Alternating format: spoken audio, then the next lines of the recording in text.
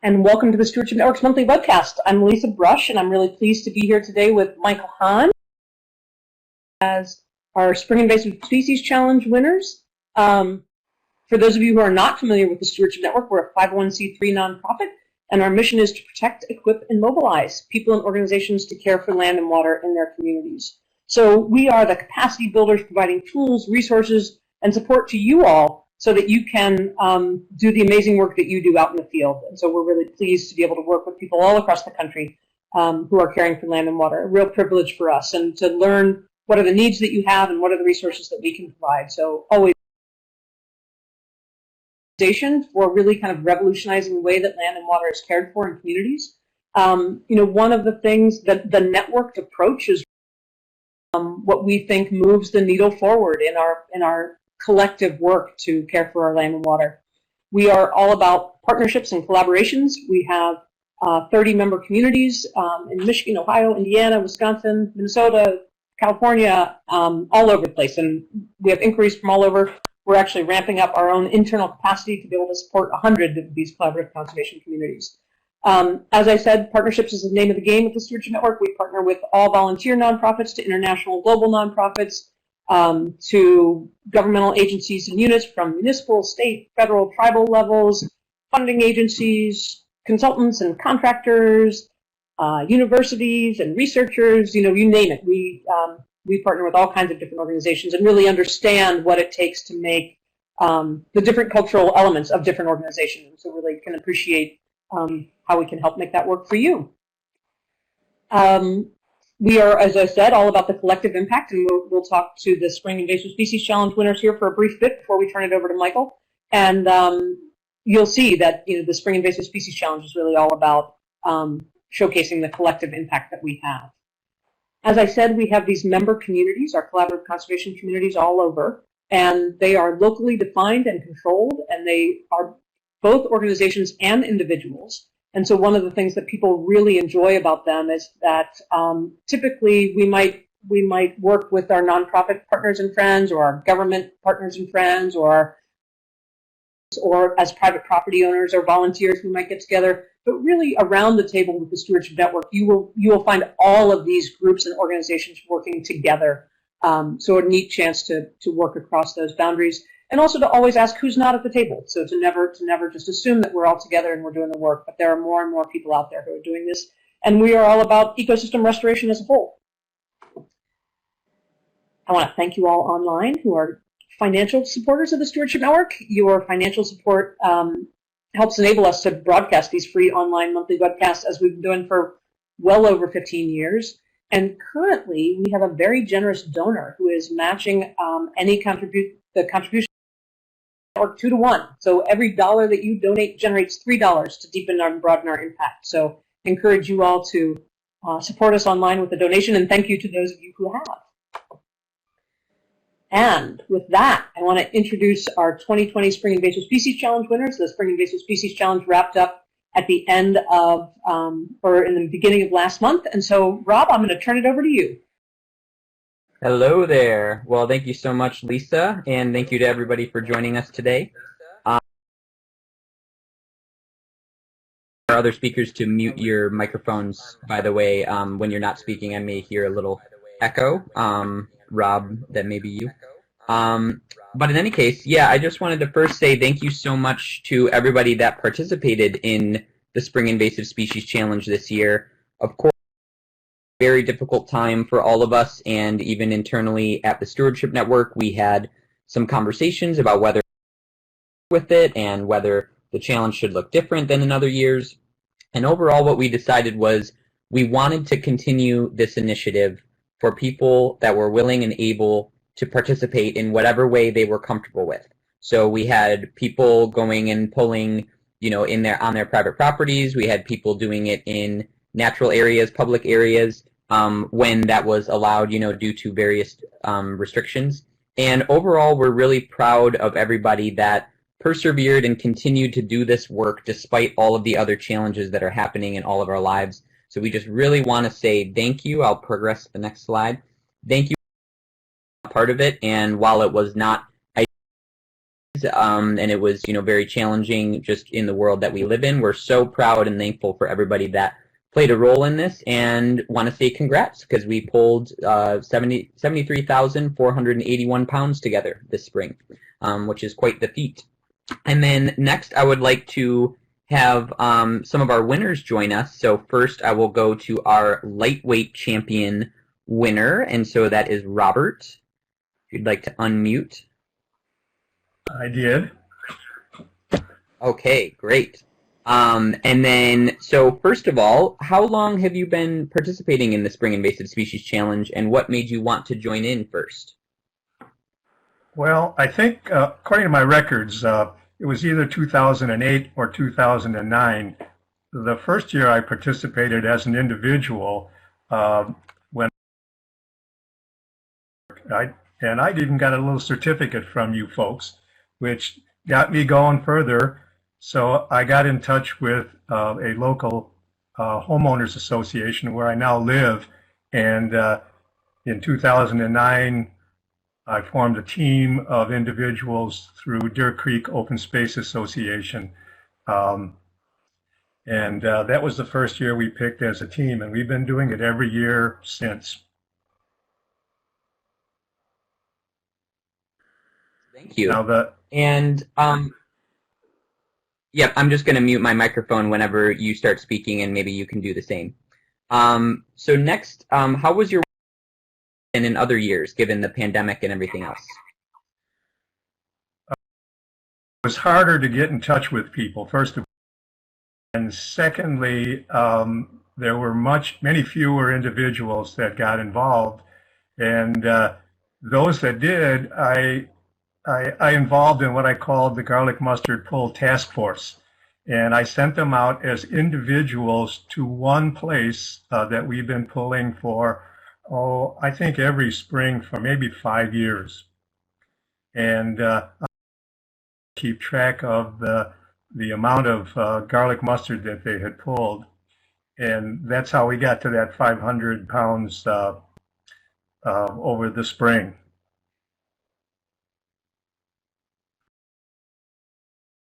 And last but not least, I'd just like to ask if you have any advice or insights for people that are interested in making an impact in their natural areas or that want to be crowned champions of next year's Spring Challenge.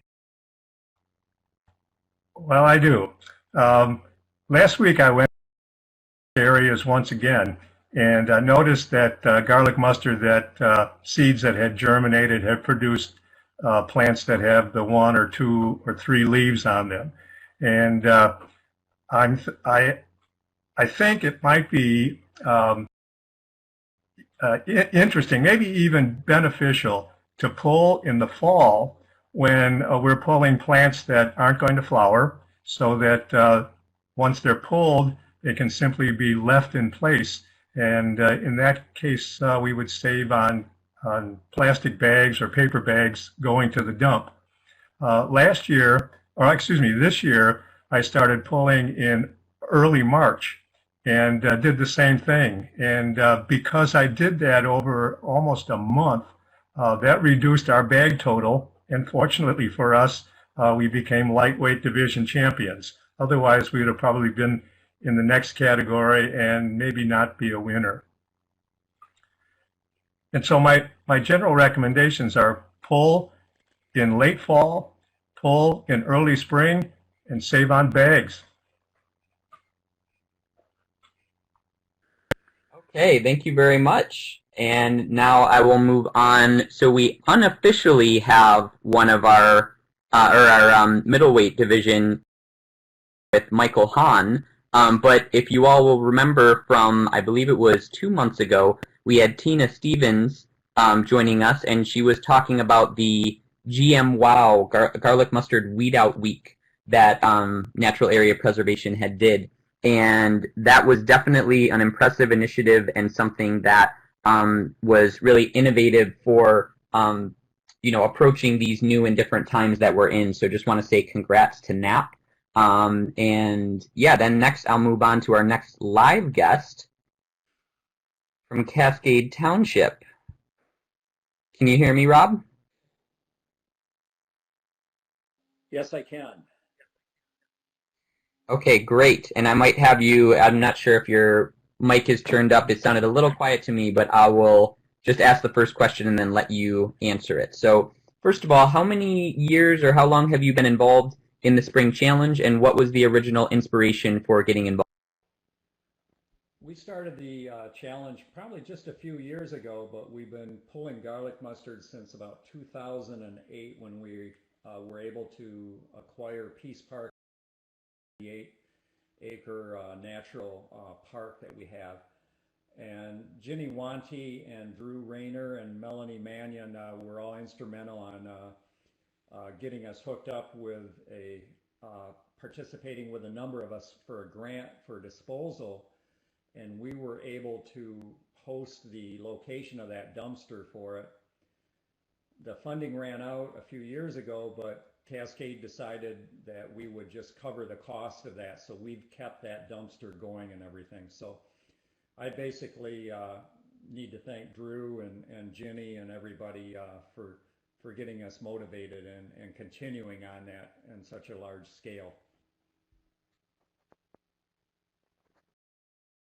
Great, thank you so much. And it's that you're coming in a little quiet, so maybe try turning it up as you had done when we were in the test last time a little bit. But I will go to the next question then. So how was your work different this spring than in other years? How did you approach the new situation that we all find ourselves in? What I ended up doing was getting email blasts out there and also putting it on to our website and in our newsletter also, and that helped quite a bit.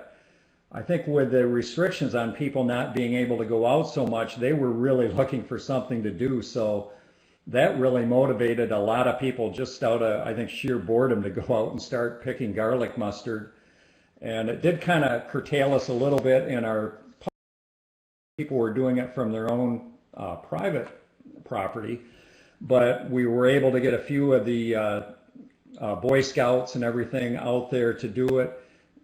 They were looking for projects and they were socially distancing themselves even more so out there, so that helped too.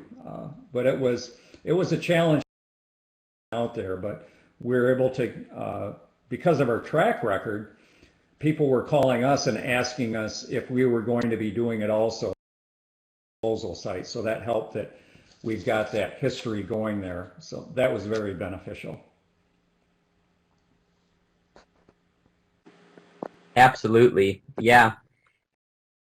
Just do you have any advice or any insights from this year for people that want to get involved next year? You know, just what led to your successes and what were some lessons learned and things like that.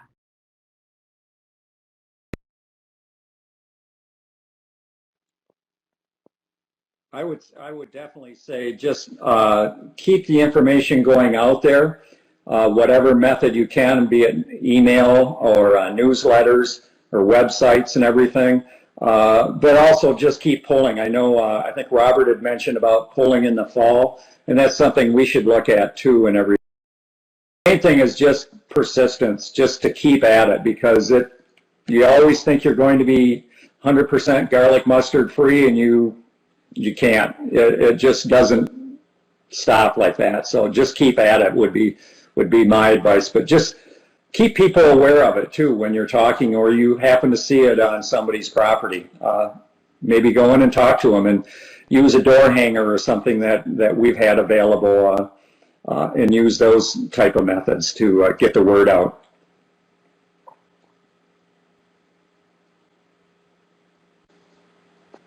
Great. Well, thank you so much. And I will just say in closing with our section on the Spring Challenge that want to once again say thank you all so much for participating, and really congratulations on persevering through these difficult times.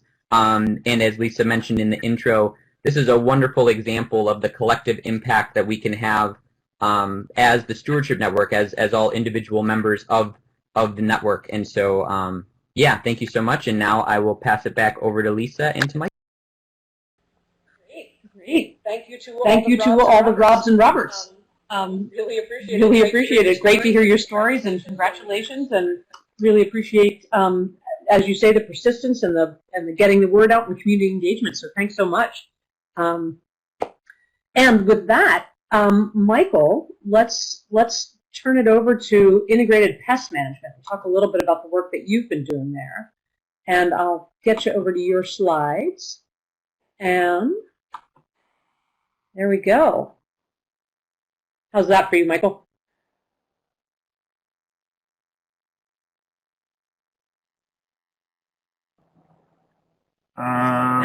Looks good. Looks like we're working our way to the front. Little preview. Okay, there we go. I was going to say, this is going to be the warp great. speed presentation.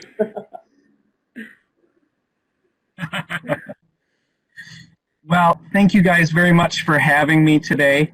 I'm excited to talk to you guys about integrated pest management. With the pandemic and everybody being home, I've been able to spread the good news of integrated pest management this spring and summer. Like Lisa said, my name is Michael Hahn, and I work for the City of Ann Arbor's preservation.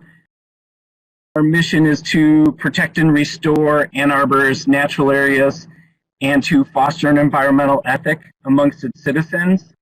And integrated pest management ties into our mission and our goal at NAP, you know, hand in hand. I think it goes together really well. This whole topic of integrated pest management has always been something that personally I've known about. I've been in the restoration field for about 15 years now.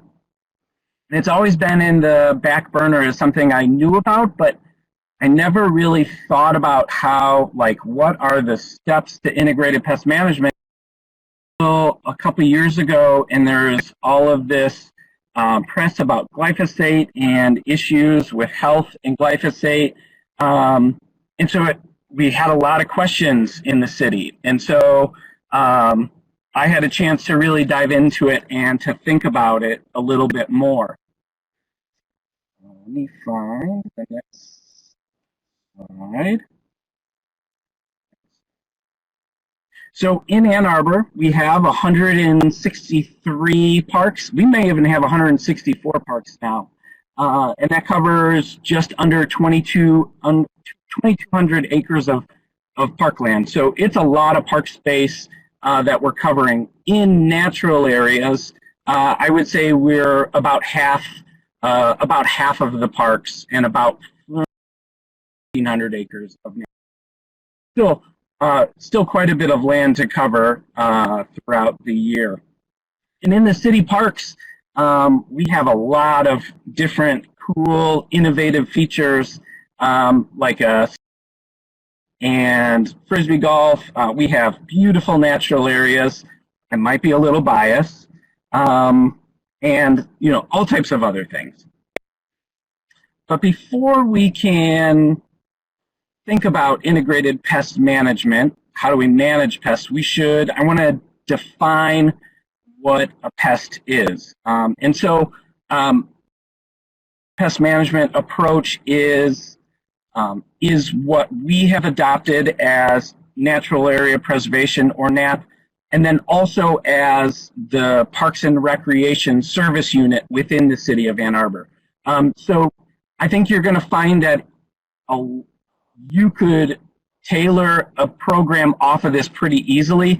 I don't think there's anything groundbreaking in here, but it is, you know, this definition of pests is something that we have in our policy. So a pest in our park is any noxious invasive plant, problem insect, plant disease, nematode, or microorganism that is detrimental to the environment or the management plan for the selected park or facility. So you can see there, I manage natural areas, so I automatically think of weeds, invasive plants, but there are a lot of different things that when you're managing parks, including facilities or golf courses, you know, we got to think about all of the different types of pests that could be a problem.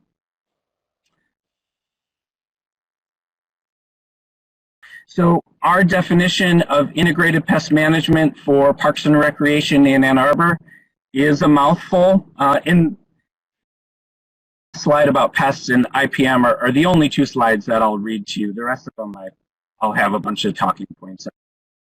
Integrated pest management is a long-term pest management system that uses all suitable techniques for the preservation of pests that are harmful to the health, function, or aesthetic value of city-owned landscapes, buildings, and facilities in an efficient, effective, and environmentally responsible manner. We can accomplish this through accurate pest identification, by frequent monitoring for pest presence, appropriate action thresholds, and by making the habitat less conducive to pests using mechanical, cultural, physical, and biological controls. Like I said, that's a mouthful. So in short, our integrated pest management is identifying a long-term strategy for managing pests within our park. And I think the key here is that we are going to look at chemical controls for those pests as a last resort. We are going to explore every other avenue of how we can mitigate that pest or find an acceptable threshold or acceptable level of what that pest may be.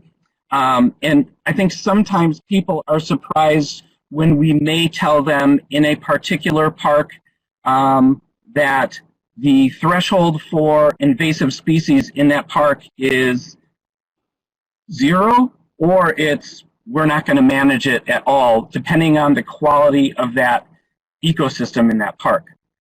So we're not rushing out to manage all of the invasive species. We're managing invasive species first in our highest quality parts of the park, which I think that ties into, wrong button. I think that ties into it's here. So our first step for integrated pest management and what we're thinking about is prevention.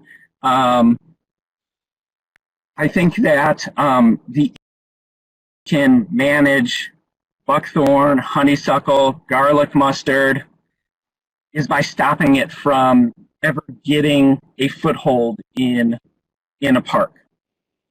In this map here of one of our parks, Black Pond, have most of our prioritized into highest quality to lowest quality parts of the park, and highest quality would be that the quality or the 1 up in that boundary where the 1 is, and then the lowest quality would be where that 5 is. Our highest quality areas is where we're going to concentrate all of our time, so our priority 1 and priority 2. Sometimes we even get to our priority 3 management units within our parks. We may not get to our priority 5 areas this year. Actually, if we can get to them before I retire, I would be thrilled. We have so many other areas that we're covering. So we're trying to stop invasive species or prevent them from getting a foothold in our highest quality areas.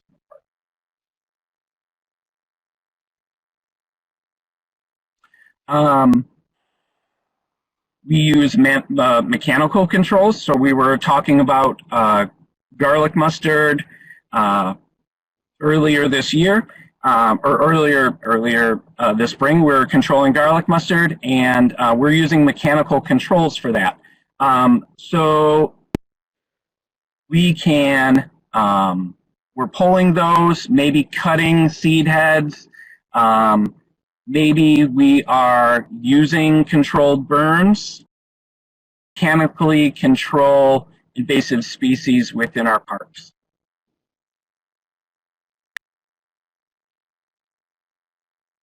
We'll also think about cultural controls. And cultural controls may be thinking about, and this would tie into maybe a little more formal landscaping, but planting with native plants that are going to use less watering or that are going to require less watering. Because they are from the area, they may be able to manage some kind of pest or deal with some kind of pest easier. I would also consider controlled fire as a cultural control. Fire's been used by native people on our landscape since the last glacier, since the last 10 or 15,000 years. Fire's been used on our landscape so much over that time that our native plants have adapted to it. And I would consider that definitely a part of the cultural control. Another cultural control would be grazing, or these are goats, so goats actually browse. But another type of cultural control. And I'll talk about goats a little bit later because we did have some goats do an internship in one of our parks.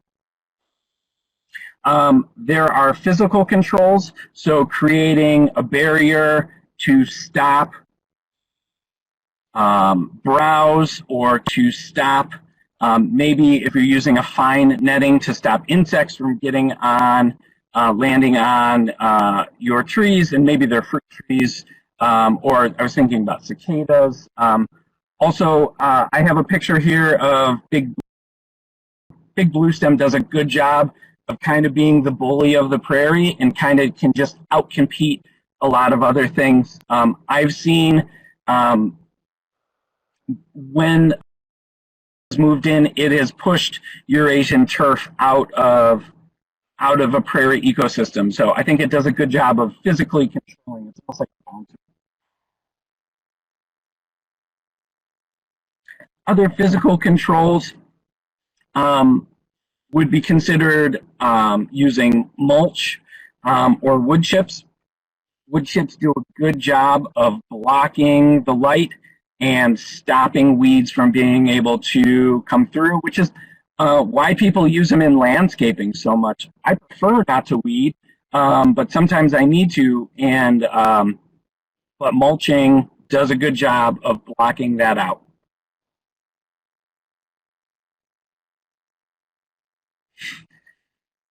There are definitely different types of biological controls. I think the one in my mind is the Gallorusella beetle that is used, or that was released to control purple loosestrife.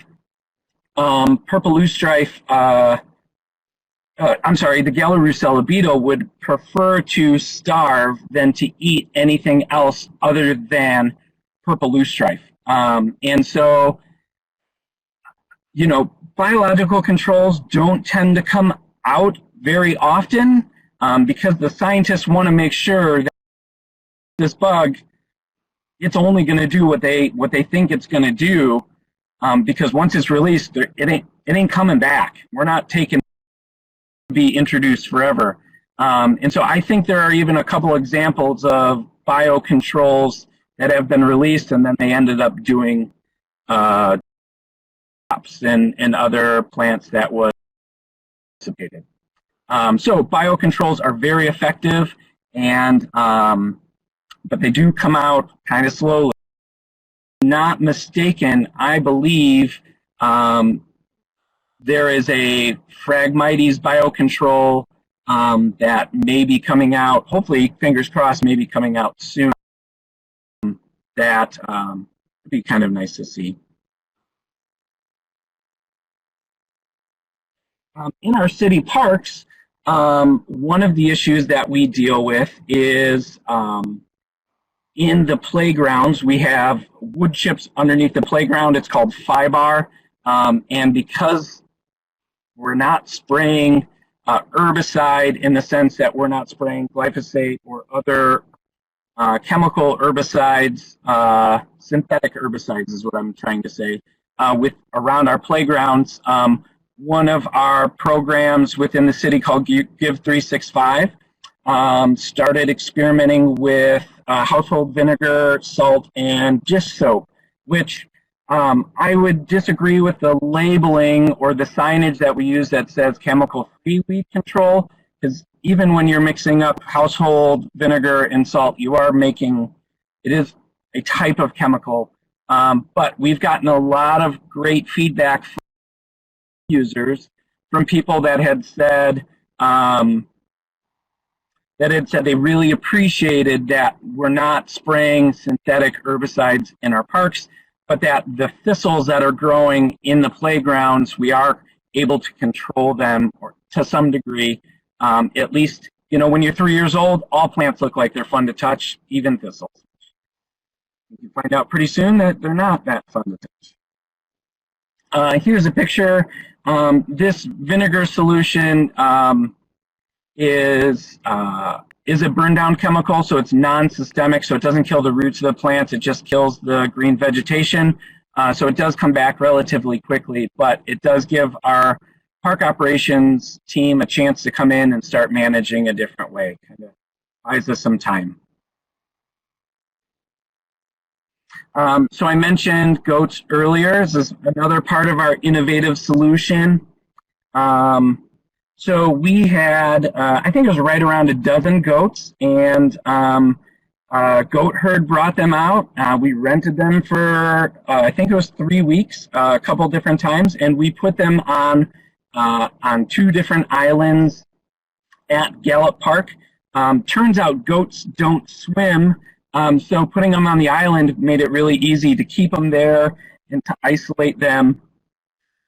And you know, they were just staying on this island, and it worked out pretty well. You know, goats are browsers, like I mentioned, so it's kind of like a natural lawnmower going through the area. Here's a couple of pictures of the cute goats. I think they even had names. But they did a pretty good job. They love eating poison ivy, and then they slept as poison ivy and other foods that they preferred disappeared. They started eating buckthorn and honeysuckle, and I think there was privet and a bunch of different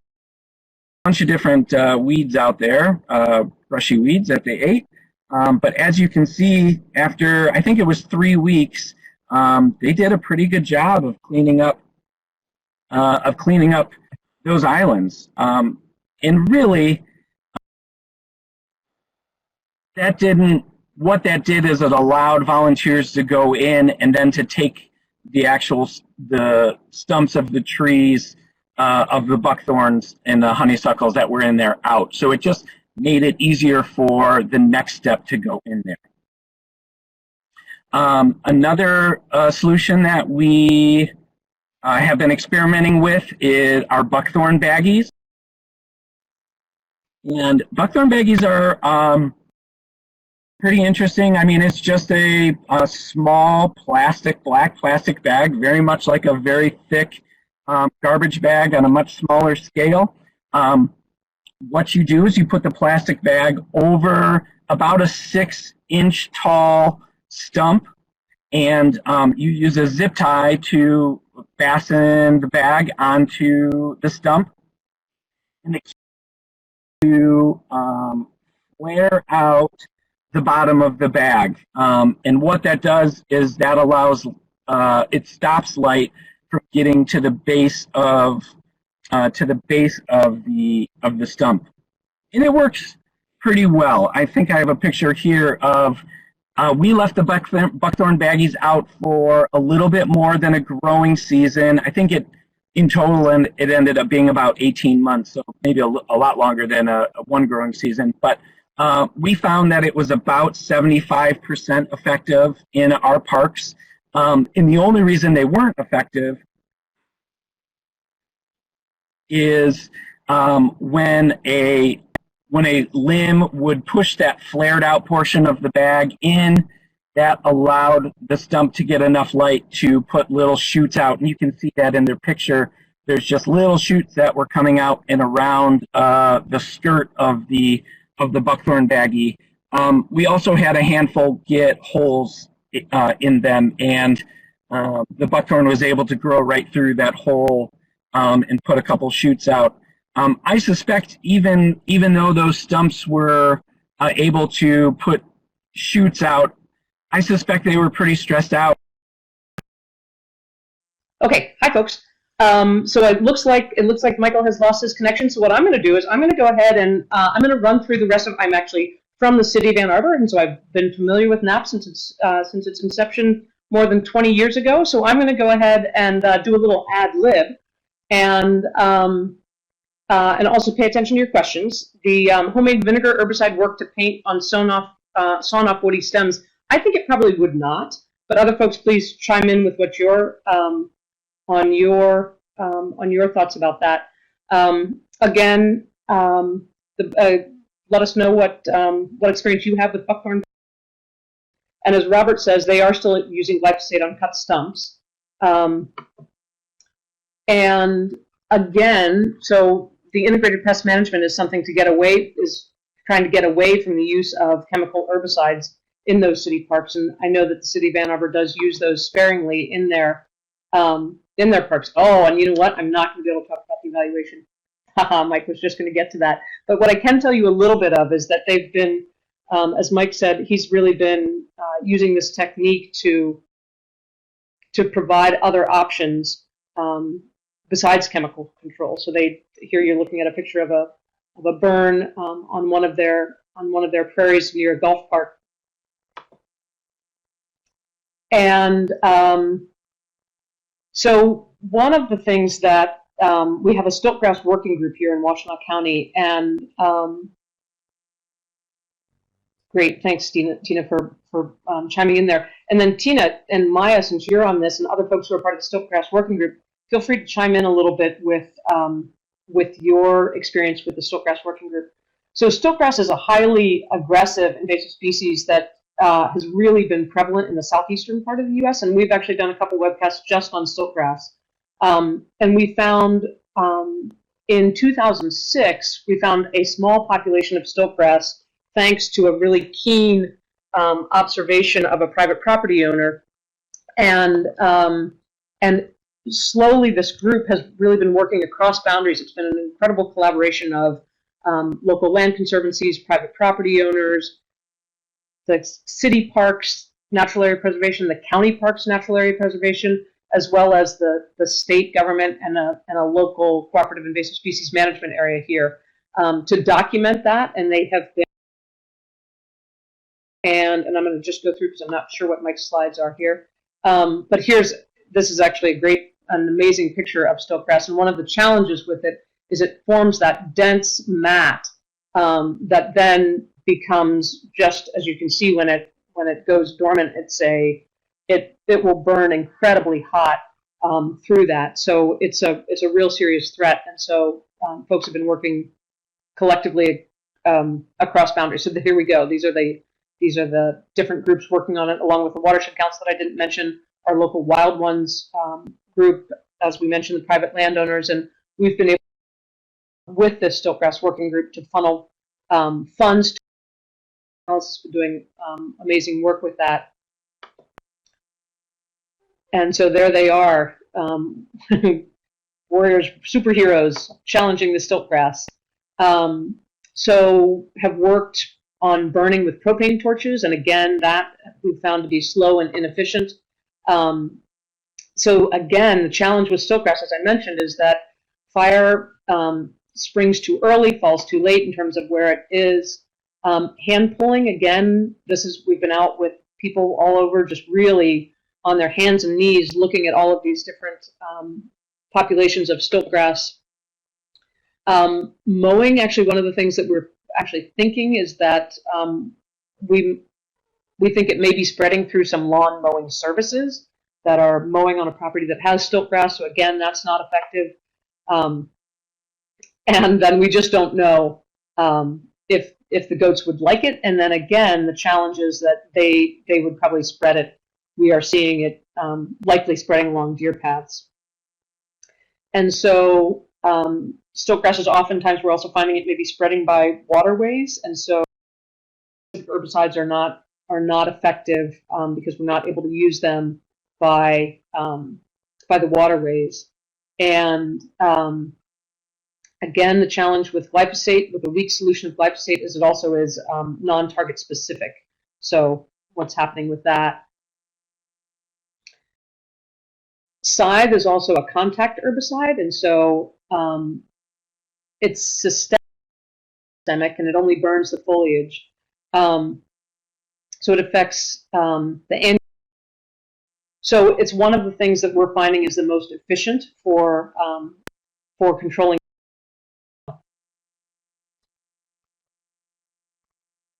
So again, as I said, the city's Natural Area Preservation Division is really looking at non-chemical uses. That said, they still have glyphosate in their. They will use the cut stump application with a sponge. There on the right-hand side, you'll see the applicator, and then the hand wick and a spot treatment. So you put a chemical glove on your hand, and then you put a cotton glove over top of that, and then you can spray into your hand, and then you wipe up along the herbaceous plant for purple loosestrife, Canada thistle, teasel, phragmites, and so they'll use those solutions there. They also use scythe, as I mentioned, and they'll do that with a foliar spray with backpack sprayers. And here you'll see them treating that stiltgrass on the Botsford Preserve. They also use triclopyr, which you'll often find as Garlon, Pathfinder. It's a basal bark application, so here you can see a cut stump, and it's that blue dye around the edge is the triclopyr. And again, also using that hand wicking and spot treating method that I described in the previous slide. And they'll use that on sweet pea, Canada thistle, leafy spurge, Asian bittersweet, vinca, English ivy, and again can use that all year. They also use a mazapyr, and it is again spot treating in a mazapyr that found to be effective with Japanese knotweed, and both in spot treating as well as cut and treat.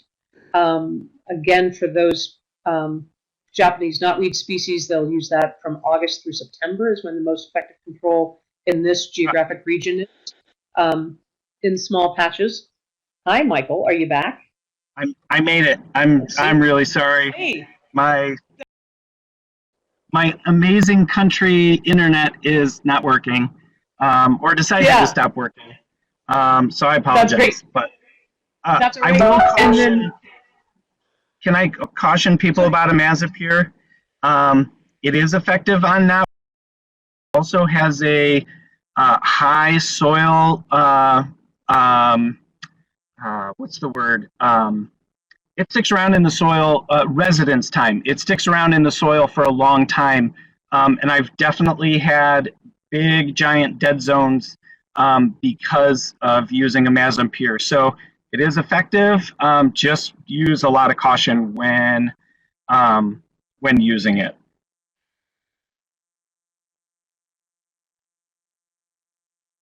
Oh, and then I guess. Thank you for pushing this forward, Lisa. The last I'll say is that here is a time techniques chart that we use. It's pretty helpful for just kind of general reference, especially for my staff if I'm not in the office and I ask them to do something and they're like, oh, how do we do this? And this is just a really quick chart on, different management techniques that we are using on different invasive species, and it goes from herbaceous to woody plants. Let me also just jump in to say that one of the things that I did was because I'm familiar with with NAP, with the work that you all do, and with the Stiltgrass Working Group, I went ahead and moved through your slides. But if there's anything else that you want to say about any of the Stiltgrass work that you've done, I would encourage you to kind of backtrack and fill in there. I think I might have turned off my microphone there. Grass, we found that the herbicide scythe was most. And the reason we liked scythe is that because it's a burn down chemical, it kills the stiltgrass, which is an annual. Doesn't allow it to. It won't come back. It just doesn't have enough energy because of it's an annual. But the burn down chemical doesn't kill the perennial native plant. So we're able to keep our native community intact. within the next year, all of those native plants were coming back and were working, were growing just fine. So that's why we chose. The last thing I'll keep in mind is that the reason we use integrated pest management is because it helps to create that in our parks, and that a safe and enjoyable place for people to enjoy our nature areas. And that's all I've got. Great, thanks. Hey, a couple different quick questions for you. Buckthorn baggies. Lori also notes that the critters get at them sometimes. Did you map the locations of those when you use them, and then have you used them for any other species? Let's see here. Well, we map all of our work that we're doing. So I suspect we do have a map somewhere. We were mainly using them around the edges of our vernal pools where herbicide were just a little less desirable to use, to keep all of our herpetofauna that use that wetland, keeping them safe. The buckthorn baggies, when we were using them, I think we used them on a combination of buckthorn and honeysuckle. Beyond that, on privet or other woody invasives, but it seemed to work honeysuckle as it did buckthorn. Great. Well, Michael, thanks so much for joining us today. Really appreciate it, and taking us through the IPM that you all use in the City of Ann Arbor's natural areas. Really, really fabulous to learn about all of the different tools that you have in your toolbox, and remind all of us of those different tools that we can pull out. I want to thank you all online for joining the Stewardship Network. As I said, you've been listening. Listening to, I'm going to go back to that, Michael Hahn from the City of Ann Arbor's Natural Area Preservation Division, and I'm Lisa Brush here with the Stewardship Network. Rob, as always, thanks for your behind-the-scenes work. Great to have Robert and Rob, you with us as the Spring Invasive Species Challenge winners, as well as the City of Ann Arbor's Network. You will find all of us back online during next month's second Wednesday. The Stewardship Network's monthly webcasts are during the second Wednesday of each and every month during the Eastern Time Zone's noon hour, so you can put it in your calendar as a How do we divert some of the methods to welcome typically underrepresented people into this environmental world next month during our September webcast? So I hope you can join us. As I said, also want to encourage you all to make a financial contribution to the Stewardship Network. Your financial contribution is being matched by a very generous donor right now, 2-to-1, so your dollars go 3 times as far. And again, as I said, we'll be back here next month on Wednesday, September 9th during the Eastern Time Zone's noon hour. Look forward to being back with us. Thank you all so much for joining us and spending the last hour with us. Look forward to being with you all again. Stay safe and engaged, and really appreciate all the work that you all do in your communities. And again, thank you, Michael.